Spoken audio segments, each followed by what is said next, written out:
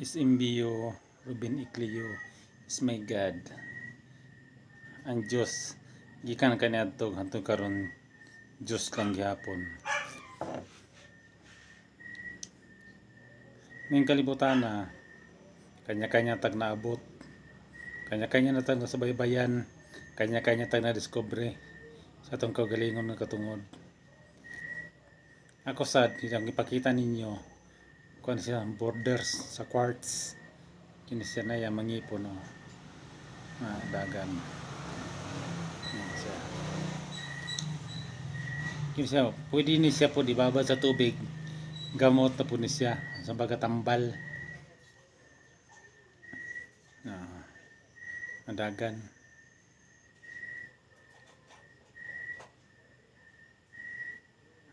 Mature yun siya. Akana kung gikon na itong madayamon nga mapalit sa kuan na siya.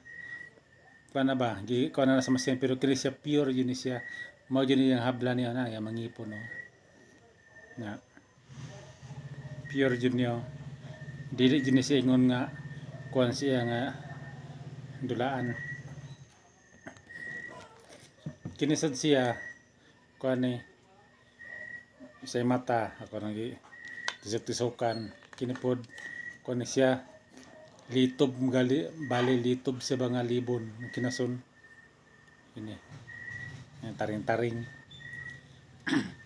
ning kalibutan na daghan magitag na discover sa tungod galingon pero ang pinaka-importante jud sa tanan una nakaila kasi mo galingon ug kabalo ka mudawat kasi mo kasaypanan ba kaya ang taong dili kabalo mudawat sa kasaypanan loser jud na siya.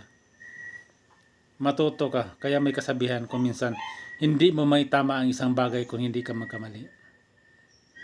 Dahil sa iyong kamalian, kaya mo nga naituwid yan. Kaya sa atin, kasi ngayon, kung ano to maya-maya kung ano to, bali, July 20, 2020. Kaya para sa akin, marami na rin akong bagay na nakikita at saka napansin, nahawakan sa power of the nature. Minana galing sa ating ama at saka galing sa ating ina dito sa mundong ibabaw nating kinalagyan. Hindi ko naman ipinipilit sa inyo ang pinaniwalaan ko kung sino ako at saka sino ang Panginoon ko. Kasi bawat isa sa atin may kanya-kanya tayong karapatan na mamili ba. Kaya para sa akin lang din, concerned lang din ako sa inyong lahat. Alam nyo, kasi pareho tayo Sa maniwala kayo at sa hindi, lahat talaga ng tao pupunta talaga kasi wala talaga ibang Panginoon dito sa mundo. Ito na ang tatlong persona sa Santissima Trinidad. Diyos Ama Ruben Iclio, Diyos Anak Ruben Iclio, Diyos Espiritu Ruben Iclio. Mula noon at saka hanggang ngayon, yesterday, today, and tomorrow. Alpha and Omega. Kaya kung pag-isipan nyo, pagtuunan nyo napansin, bakit ako tatayo? Bakit ako nag-vlog? Bakit ako nagpakahirap? Bakit ko pinakita sa inyo ang babaeng bukid at saka lalaking bukid? Bakit ko pinakita sa inyo ang mga simbolo dito, yung mga miracle o kakaibang tanawin dito sa Dinagat Islands? Para nyo din malaman kung ano talaga tong luna o lupain na kanyang inilaan sa lahat ng mga tauhan niya dito sa buong sanlibutan. Itong Dinagat Islands. Ang Dinagat Islands, kanto ba nakakumboy siya dito sa silangan, matagpuan mo sa silangan na ipalibutan usab sa maraming mga kapuluan na maliit lang. Kasi itong buong Pilipinas, kanto 7,777 islands, kasama na yung pinakamaliit talaga. Yung hindi na halos matirahan ng tao. Yan talaga lahat dito sa Pilipinas. Kaya kung alam mo rin ang code ng Hisbrosaram, yun di karami ang balipulo sa buong Pilipinas. Kaya kung minsan nalala ko tuloy yung may kaibigan ako ba, Orthodox yun, Sabi niya siya daw din si Jesus Christ. Kaya tinawanan ko yun. Tapos sinabihan ko siya, okay, kung ikaw si Jesus Christ, may tanong ako sa iyo. Sabi niya, ano yon? Ano ba ang code number na Jesus Christ? Hindi siya naka-emake, tinawanan ko. Kaya sabi ko talaga, nakakaawa talaga yung nag-angkin na sila pa talaga, sila si Jesus Christ. Tapos tanungin mo talaga kung ano, wala.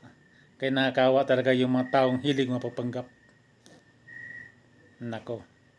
Pero sa bagay, sa paglutang ko kasi ngayon, ang daming nasagasaan. Ang dami ko nasagasaan, pero hindi ko naman talaga sinasadya na masagasaan kayo sa totoo lang. Kasi sa akin lang talaga prangka-prangka rin kasi ako eh. Totoo naman talaga lahat ang sinasabi ko.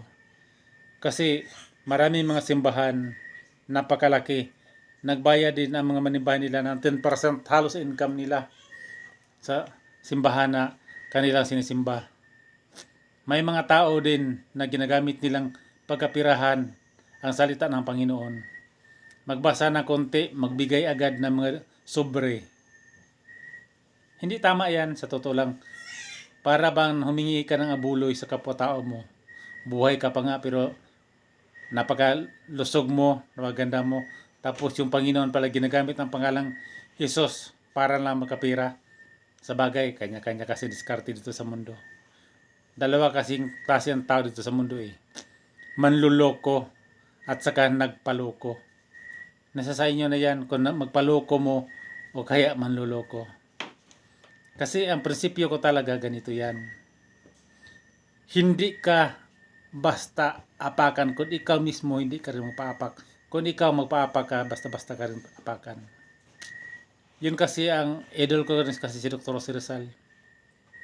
Kasi dito sa amin sa sama ng PBMA, matamis kanunay ang magpaubos. Pero sabi ni Divine Master Robin, idireto senior kanya to. Pero pag buhay na talaga ang kailangan na lang kitilin sa'yo, buhay mo na, mas mabuti daw na ikaw ang makapatay kasi ikaw ang mapatay. Kasi pag mapatay ka daw talaga, wala na daw talaga pag-asa yun habang hanggang kailan, patay na yun eh. Pero pag buhay ka daw, pwede pa talaga makapila ka. Oo. Kaya yun ang nangyari dito sa mundo. Kaya ako, sa dinami-dami na nakikita ko dito sa mundo, ang dami na akong probing mula nung ako nag-aaral through the spiritual division. Kasi yung gamit ko ngayon ng panggamot, kung ano natutunan ko doon sa pag-aaral ko sa ilalim, yun ang gina-apply ko rin dito. Kaya yung ginagamit ko is human body talaga. Point of point. Ang divine words na ginagamit ko, kung saan ako humawak sa parte ng katawan, yun ang divine words din na binibigas ko. Tamang execution at saka tamang pronunciation. Yun talaga. Kasi hindi rin talaga pwede. Kaya nga sa 9 mysteries, kuwan talaga yan, 3 to 5 minutes. Halimbawa, yung pinakaunang rosaryo talaga na tinuturo dito. Magrosaryo ako og siyam ka misteryos. Ipahinungod ko sa Santissima Trinidad sa kong Ginoong Diyos Jesucristo sa mga santos ug sa mga santas nga tanan, sa anghel kong magbalantay, sa akong ego, sa akong master ego, adisir ka na mo him umti.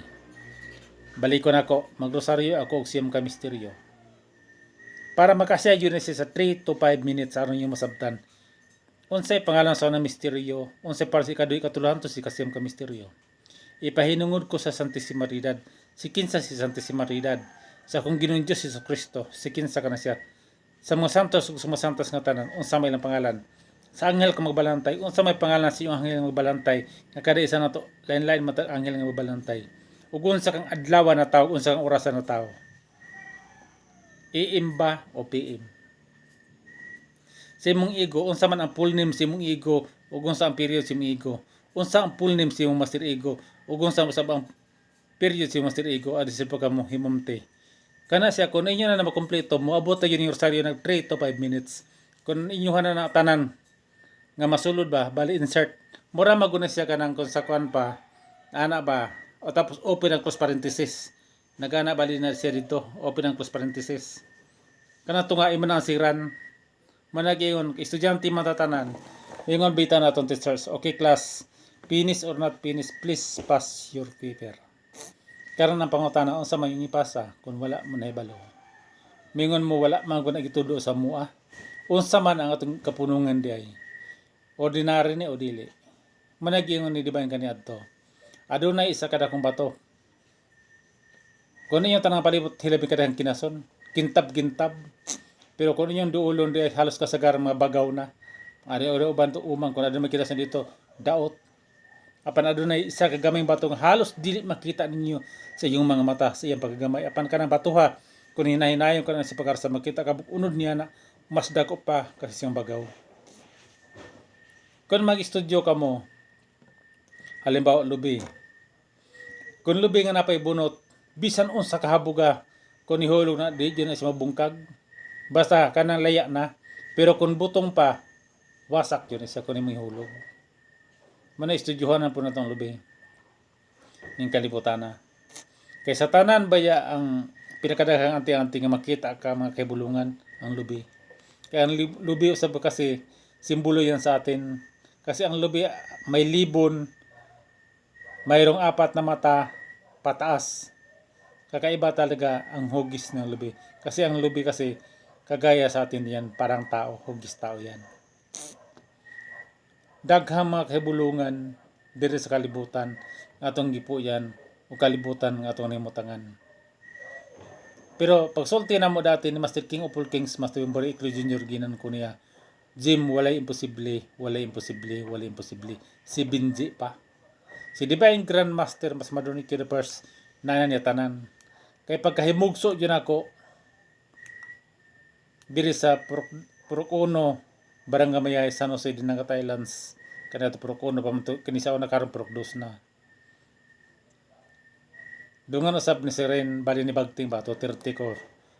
Alas 2:30 takon sa kadlawon adlaw nga Domingo. Mayo kang paghimugso bali pagbalik diri sa kalibutan. Ug ang nagbunyag usab nako kaniadto si Divine Master Robin Idire Ikleo Sr. kaniadto. Tulo pa lang ko ato ka bulan gibunyagan ko. Pero sa nagsulti mi ni Divine Grandmaster mas madun Ikleo the first, ginan ko niya, ako ang nagbunyag kanimo. Mo na siya. Kaya ani maguni nga dagan. Paglakaw ni Divine Master Robin Idire Ikleo Sr. nito nga usab si Divine Grandmaster mas madun Ikleo the first. Pagtunga ni wala nagduga si Divine, nagtago na. Pagtunga usab ni Alas King the King, Robin Libor Ikleo Disikan, si Master King of all Kings, Master Wimboree Ikleo Jr. wala na usab nagdugay, nagtago na po yung material. Kaya nga naman, na mission pagyapon na tinhalan nila tapuson o humanon. Pero maabot gyapon ang panahon nga mubalik yun na ang tulo ka Santissima Trinidad, tulo ka persona nga Diyos Ama Robin Ikleo, Diyos Anak Robin Ikleo, Diyos Espiritu Robin Ikleo. Makita yun na nato pila ka adlaw. Mo na nga kamo daghan man nag-estudyo, daghan man mog nakatunan. Ako kapiranggo tani ako nakatunan. Mabitaw sa tanan na akong mga ka-classmate sa una, tanan akong instructor, professor bali na ako. Dili sila makatuo sa ako karon nga naman.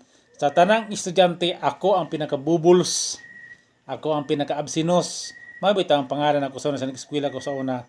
Tulo, bulanon, espirituhanon, nakakot sa lubot. Kaya swerte na lang sa una, sa isa ka bulan sa eskwela ko kaduha. Kaysa, dili basta-basta no. Pero, kuan man gud mao man gyapon gud eskwela ko. Useless man gud kay mabitaw sa una, akong magulang gibasol ko ba kay ginan ko sa una sa mo siyam kasi yaman mi kay so uno. Ginan ko niya, may nila ko na sa mo siyam na ako ang makatapos pag eskwela. Pero maramang gyapon may eskwela ko, amo ko hilig, sayang ang gasto. Mo to niundan lang yung eskwela kay layon mo ko sa eskwelahan. Natoy panahon sa una grade 3 ko adto. Pabasahon to ba? Bali 1 by 1. Sos karon kay duol na ko nagpahilan at hilan natin ko para dili ko mabasahon. Yung na sa makalimpot, hilang tanon ko ma'am. Sos, yung siya sige uli sa dito hinay kay ko ni gawas. Sa eskwelahan pa, pero pag-abot sa eskwelahan, piting gusto ko ni dagan. Pag-abot sa balay, gaan man kaing guna o gang kwan, piko. Guna dayon, o piko.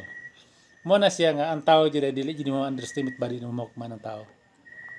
Walay bugo, walay bubo dito sa mundo sa totoo lang. Depende na yan kung saan ka kaya mo i-develop yung kakayahan mo.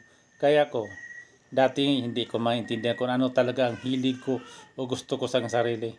Pero mayroon pala talaga akong napakalaking misyon pala na aking gagampanan para dito sa mundo.